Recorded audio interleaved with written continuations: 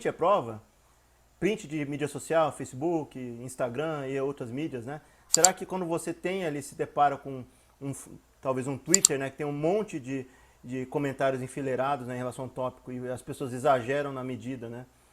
Aquilo ali com certeza dá para se considerar uma prova? O que você acha, Silas? A princípio a gente acredita que sim, né? Eu uso a ferramenta inúmeras vezes, né? Principalmente fazendo compra online, né? Você tira print dos passos, tira print do preço, né?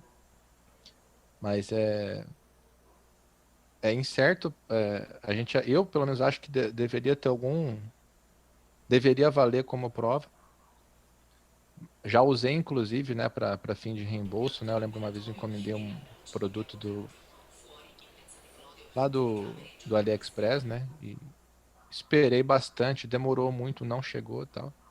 Aí fui, provei, né? Usei os prints, né? E tive meu dinheiro estornado lá, fui reembolsado. Mas a questão que fica é até quando isso vai ser válido, até que instância, né? Ou será que a empresa pode negar, né? A gente tem visto aí, a gente vai deixar como recomendado aqui na descrição, né, Bira? O artigo que a gente pegou aí da Jus Brasil, né? Um site que junta jurisprudência. Realmente, jurisprudência é o que? Se acontecer alguma coisa antes, aquilo vai dando fundamento para ser adotado como parâmetro, né? Então, Para novas no leis, né? direito. Então, se aconteceu antes, aquilo pode ser usado como um fundamento para sustentar o mesmo argumento no futuro. E eles estavam questionando se print é a prova ou não, se ele pode ser recusado, mediante a questão de como é fácil hoje você manipular algumas coisas, né? Uma das coisas que estava sendo falado, não só na parte de vendas, né, de varejo, era realmente para a utilização de prova. Por exemplo, a gente já viu muitas vezes isso, né, em discussão de Facebook, discussão de Twitter, né, que as pessoas vão xingando, né, tem ali termos mesmo de baixo calão, né, que é utilizado, né, em discussões políticas, em discussões que agridem a pessoa diretamente, né, dentro dessas mídias sociais.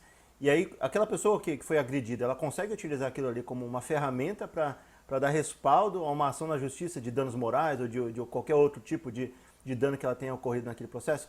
E nesse artigo, né, que ele levanta, ele fala justamente isso, que hoje em dia é muito fácil, é uma coisa que a gente vive debatendo aqui. É fácil hoje em dia você abrir um perfil. É fácil hoje em dia alguém hackear uma conta de alguém. Como é que você pode ter convicção de que aquela parte, aquele post foi realmente daquela pessoa? É muito difícil. Tem algumas sugestões que tem sugerido, né, que as pessoas têm sugerido ao longo do tempo, para conseguir comprovar de que computador veio aquilo ali, mas mesmo assim não tem uma garantia 100%. Tem um famoso caso de uma menina que fazia parte de um programa de humor, né, de fim de domingo à noite, que ela virou uma celebridade hoje no Instagram e tal, e ela escreveu um post que acho que não era muito politicamente correto, ou alguma coisa do gênero, né, e ela escreveu depois, não fui eu que escrevi, foi minha assessora. E pôs entre aspas, né, ali, memificou o negócio, né, ele tornou o negócio um meme, todo mundo vai lá e coloca no fundo do Facebook ou tal, de zoeira, não fui eu que escrevi, foi a minha assessora. Porque, entendeu? Obviamente ali naquele caso ela era, mas quem é que consegue comprovar? Ninguém. Ela pode ter entrado a assessora, pode ter entrado o ex-namorado dela que tá com raiva dela, foi lá e quebrou dentro da conta dela, escreveu algumas zica, né? Tem o famoso webbullying, né? Que se o pessoal quiser dar uma olhada aí, de humor de um comediante que tem no Brasil, ele usa essa piada, entre aspas, né? Forjado, que alguém finge, né, que na verdade abre a conta para ele escrever lá dentro e dialogar e soltar post estranho dentro da linha do tempo da pessoa, fazer muita coisa, criar discórdia. Então pode acontecer. Então, o artigo, né, que é curto, ele fala justamente isso, que hoje não é possível você pegar, e a maior parte deles são desclassificados, ou eles são renegados à nulidade, né, porque não tem como você saber se a procedência realmente é de fato. Pode ter sido alterado num programa de alteração de imagem, pode ser alguém que invadiu a conta.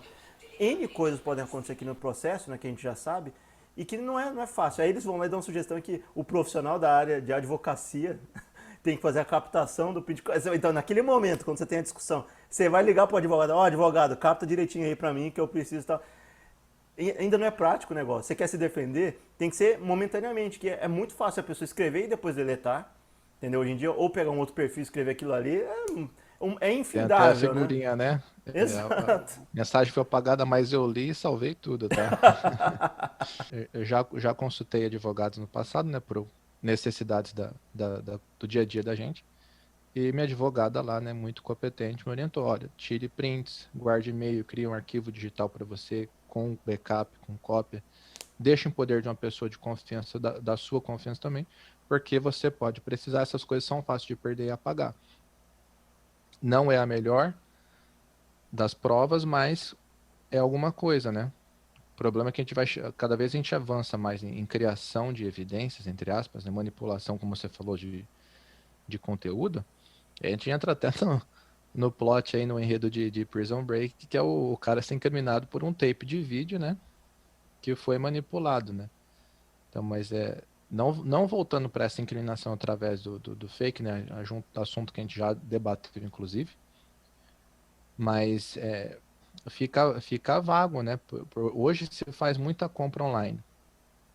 Isso aconteceu comigo. Eu comprei um jogo de videogame por um preço e o anúncio falava que era uma versão especial, uma versão de colecionador. E eu falei, por esse preço, a edição de colecionador, vou garantir para mim, né? Se eu não gostar, eu tenho aí o Inter colecionável para vender como relíquia.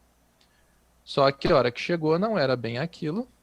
E eu fui procurar, o anúncio já tinha expirado, era tempo limitado, alguma coisa assim. Eu não tive como coletar aquela prova e não tinha como recorrer de ninguém. Mas a questão é, será que se eu tivesse esse print, será que a empresa ia aceitar?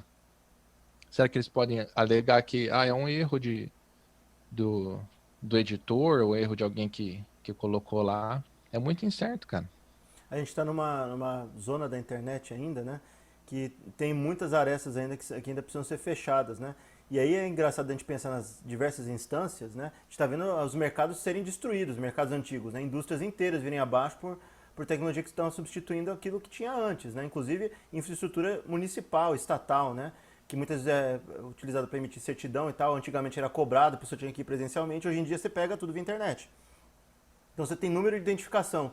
Esses números de autenticação e identificação, com o tempo, né? Se você conseguir fazer essa autenticação de que o computador está vindo, de que região de fato, né? Tipo duas pontas baterem, né? E realmente dá tipo um timbre, né? Naquilo ali, um timbre realmente como se fosse um carimbo, né? Um carimbo digital. Ó, veio de tal computador e veio daquela região. E as pessoas que se logaram naquele computador naquela região terem um login, caso seja um computador público, né? Você consegue comprovar. Tem muitos bots, né? Que se misturam no meio da multidão e soltam frases para meio que fazer o círculo pegar fogo, né? A gente vê muito isso, né? Que tem uma lei, inclusive dentro do Brasil, que a gente vê, que é tanto bot que você entra na discussão, tá falando, muitas vezes o bot solta uma coisa e eu tenho sentido isso. Em alguns lugares estão caindo menos nesses bots, mas no início era muita gente, era um monte de feed de gente alimentando ódio junto com o bot. Então era um cara que era literalmente um cara pago para fazer aquilo ali como um perfil falso, ou era um bot que soltava automaticamente no meio para as pessoas destilarem o ódio dela em relação àquele tópico com aquela pessoa especificamente. Então a gente está lidando num campo que ainda não foi amplamente desenvolvido, né, para autenticar a entrada e a saída das pessoas. E até a sugestão que a gente estava conversando, né, Silas, que você me falou assim, tem que atrelar o CPF das pessoas. Mas se a gente atrelar o CPF, talvez dê autenticação da identidade. Mas se alguém roubar a identidade daquela pessoa, ou entrar naquela conta, né, sem ser permitida, né, existe hoje em dia, a gente lida num nível aí, né, quem lida com PJ, tem os CPFs, né, os ECNPJs da vida aí, que você coloca um cartão para se autenticar, né, para você deixar a sua marca num documento, né, e ainda está muito diverso e muita empresa fornecendo isso. O mundo ainda não está preparado para isso. A gente não tem uma infraestrutura única que vai lá e garanta a identidade mundial. O Facebook ou qualquer outra mídia social, é uma empresa de fora. Então, você tem que criar uma infraestrutura que seja mundial para autenticar a identidade de bilhões de pessoas. A perspectiva de a gente conseguir fazer isso ainda está distante, hein, para conseguir identificar todo mundo, né? Não só isso, mas eu acho assim, que a gente como país, no Brasil como país, fica defasado, ultrapassado, porque eu acompanho algumas notícias de alguns aplicativos, principalmente jogos, quando vem um lançamento de jogo, às vezes tem observação lá, um asterisco com a letra miúda, que às vezes a maioria passa batido, né? Às vezes eu acabo lendo de curioso. E os caras falam, tal país, esse jogo não ou esse jogo tem restrições de preço de contrato porque viola as leis do país, daquele país. Por isso tem jogo que pratica práticas abusivas, né, ali de transação, e que o jogo não permite, ele vira Ele vira o gambling, né? Vira assim, uma aposta de alto risco de perda de dinheiro, né? Você começa a brincar com dinheiro de verdade dentro de uma plataforma digital. Então eu não vejo o Brasil colocar barreira nenhuma para aplicativo ou para jogos. E também a gente conversou, né? Você falou, a gente realmente falei isso de atrelar o CPF. E não só atrelar o CPF, mas hoje é tão fácil você criar uma conta fake aí, alguma coisa. A gente até brincou no episódio passado lá do Bender, né? Fazendo a identidade dele no chat online. Mas assim, a gente tem tantas barreiras para conseguir as coisas, né? Por exemplo, hoje você tem muitos negócios pequenos no Instagram, no YouTube, né? Sendo que no mundo físico, no mundo real, entre aspas, a gente teria a burocracia de abrir um CNPJ, de fazer alguma coisa controlado, registrado. A gente não tem isso, a gente não passa, não existe um cartório digital onde suas ações são registradas e tem como você associar aquela pessoa. Hoje, embora ainda seja meio escuro, né, a gente não está realmente certo do que é um crime digital, por exemplo, mas de repente uma pessoa chega aí e fala com um comentário ofensivo no perfil de alguém, ou o cara chega lá, pô, as meninas gostam de tirar um asfalto mais ousado, o cara fala, eu lá em casa, não sei das quantas, assim, sabe? Beleza, eu falei assim, bom, o fulano de tal falou isso, vamos processá-la, né? É fácil de fazer com contas oficiais de Twitter, por exemplo. Mas como é que você vai atrás processar lá o arroba 0365789? Quem que é esse cara? O cara tá com a foto fake, não vejo esforços de combater essas contas, esses perfis fakes.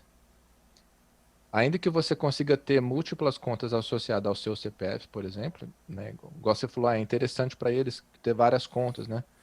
Igual no Instagram lá, eu tomo conta de duas contas, a minha pessoal e tenho a minha lá do meu trabalho que eu estou fazendo, certo? Só que essas duas, tem que ter algum tipo de registro. Igual a gente vai ser redundante, repetitivo. Propagação de fake news. Não dá para tolerar fake news em 2021. Tem como, preguiça de não querer saber, de não rastrear de onde veio a fonte, de onde veio a mensagem. Se quiser, dá para rastrear. E gera um problema tão grande, e eu não sei, parece que os caras têm interesse de deixar o circo pegar fogo. E o pior é o seguinte, não tá, a gente vai ver nas eleições seguintes. Ninguém tá vendo isso, mas os deepfakes aí, você tem um aplicativo aí simples que você põe sua foto lá, ele vai lá e é uma coisa tosca, a gente sabe que não é. Mas faz a pessoa cantar numa imagem estática, né? Já fizeram isso com imagens estáticas de pessoas antigas. A gente tá deixando o bicho ficar tão grande, né? Que depois, para correr atrás, né? Para conseguir conscientizar e para conseguir não deixar destruir uma eleição, vai ser complicado correr atrás, né? Não é uma coisa simples. E a gente está falando só em termos de identidade. Então a gente muitas vezes vai ter problema aí que talvez coloquem palavra na boca das pessoas, através de um deepfake. Mas vai ter gente que vai estar entrando, hackeando contas de interesse mesmo para conseguir influenciar decisões muito maiores. E a gente estava falando de identidade, o CPF talvez resolvesse numa instância, sei lá, nacional dentro do Brasil. Estados Unidos é um número de segurança social, né? Social Security Number que eles usam, né? Então cada lugar tem a sua forma de identificar o cidadão. Talvez atrelar um passaporte, forçar todo mundo a ter um passaporte, né? Um número de passaporte, todo mundo tem que ter como um documento necessário para todo mundo ter, né? E baratear isso. Que aí você tivesse um número de passaporte atrelado àquilo ali, você está numa internet internacional, você tem passaportes atrelados às contas. Que aí seria uma coisa mais universalizada, né? Mas aí a questão é o seguinte, a internet ela é completamente comunitária, entre aspas, né? Ela atinge todas as comunidades. Tem países hoje que não tem acesso à internet, interior, né? Não tem, Sim. não tem uma plataforma única que atenda a todo mundo e todo mundo esteja dentro dela, né? Não é uma Matrix, de fato, né? Que todo mundo está plugado nela. Tem pessoas que estão e tem pessoas que não estão. Então a questão é, identidade, talvez eletrônica, seja uma necessidade futura. Talvez que todo mundo que entre no computador agora, o nosso notebook não tem. Mas todos os notebooks têm um leitor que a pessoa, antes de entrar no computador, ela tem que cravar um cartão lá dentro. Isso é sem a gente pensar em coisas e nada que seja invasivo no nosso corpo, né? Que aí entra num outro movimento que a gente não vai falar sobre isso. Mas a gente ter como autenticar a entrada em computadores, né? Pensando nisso. E também tem que ter trava dentro do computador para ninguém clonar a nossa identidade, né? Que como clona o número de telefone, número de cartão de crédito. Se alguém for, imagina você, a gente está num computador público, a gente tira o nosso cartão, porque a gente se identificou, entrou nele, vai para nossa casa, entra no nosso notebook e crava o cartão lá dentro. Depois crava o cartão no computador de um amigo. Parece um pouquinho, te lembrando um pouco do Minority Report, né? Que o cara foi lá e trocou, o personagem principal trocou o olho dele, né? Pra ele conseguir autenticar e entrar com o olho de outra pessoa, né? E abrir a porta. Então você vai conseguir abrir portas ou entrar em alguns lugares porque você tenha a liberação de acesso, porque aquele cartão, aquela identidade te dá isso. Então a gente pode estar entrando numa era que vai precisar cada vez mais da segurança, né? Virtual, mas ao mesmo tempo, como é que a gente vai garantir isso? Vai ter que ter um servidor central mundial que faça isso? É complicado, né? Não é uma resposta simples, né? Você falou, me trouxe à memória a manchete assim, né, que eu vi, a gente viu, comentou inclusive, um hacker conseguiu replicar a impressão digital da primeira-ministra alemã, né? Então, o que que vai ser seguro, né? É isso que eu falo. A gente se pensou, a gente demorou para pensar em soluções para problemas que a gente teve no passado. Né? Por exemplo, falsidade ideológica é um crime hoje. Né? Você fazer uma identidade, se passar por alguém que você não é. Mas quem está controlando isso hoje? E isso a gente fala que a gente consegue, se quiser, quem quiser hoje criar um perfil fake, é a coisa mais fácil do mundo, né? Então é fácil da gente se esconder na internet, nós, meros mortais.